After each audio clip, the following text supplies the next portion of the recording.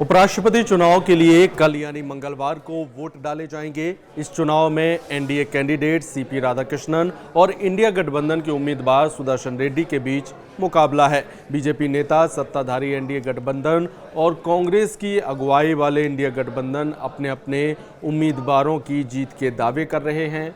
BJP इस चुनाव को किसी भी तरह हल्के में नहीं ले रही है। प्रधानमंत्री नरेंद्र मोदी ने रविवार को 6 घंटे से भी अधिक समय तक बीजेपी सांसदों की वर्कशॉप में हिस्सा लिया। इस वर्कशॉप के जरिए सांसदों को संदेश दिया गया कि चुनावी प्रक्रिया में कोई भी लापरवाही न हो। 2 दिनों में ही बीजेपी ने उपराष्ट्रपति चुनाव पर केंद्रित 6 सत्र आयोजित कर डाले, जिसमें सभी सांसदों को बारीकियों से अवगत कराया गया। एनडीए ने महाराष्ट्र के राज्यपाल और तमिलनाडु से वरिष्ठ भाजपा नेता सीपी राधाकृष्णन को उम्मीदवार बनाया है। उनका नाम सामने आते ही ये साफ हो गया था कि दक्षिण भारत इस बार चुनावी विमर्श के केंद्र में रहेगा। उधर इंडिया गठबंधन ने तेलुगु अस्मिता को केंद्र में रखते हुए सुदर्शन रेड्डी को उम्मीदवार बनाया। विपक्ष इस नारे के जरिए वाईएसआरसीपी जैसी पार्टियों को साधने की कोशिश कर रहा है। हालांकि जगन मोहन रेड्डी पहले ही रक्षा मंत्री राजनाथ सिंह को एनडीए उम्मीदवार का समर्थन देने का आश्वासन दे चुके हैं।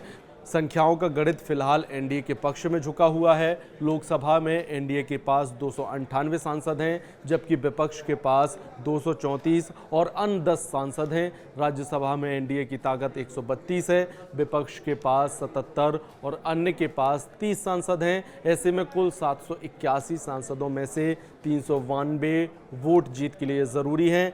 बीजेड और बीआरएस जैसे दलों ने अब तक अपना रुख साफ नहीं किया है। पिछली बार बीजेड ने वक्फ संशोधन विधेयक पर सांसदों को अपनी अंतरात्मा की आवाज़ पर वोट देने की छूट दी थी। माना जा रहा है कि इस बार भी उनका रुख अहम साबित होगा।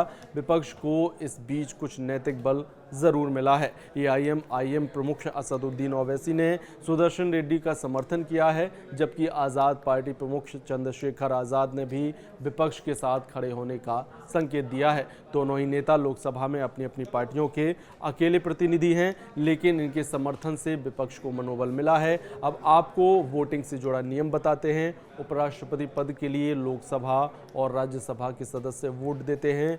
हालांकि इसके लिए व्हिप नहीं जारी हो सकती। फिलहाल अब से कुछ घंटों बाद तय हो जाएगा कि देश का अगला उपराष्ट्रपति कौन होगा।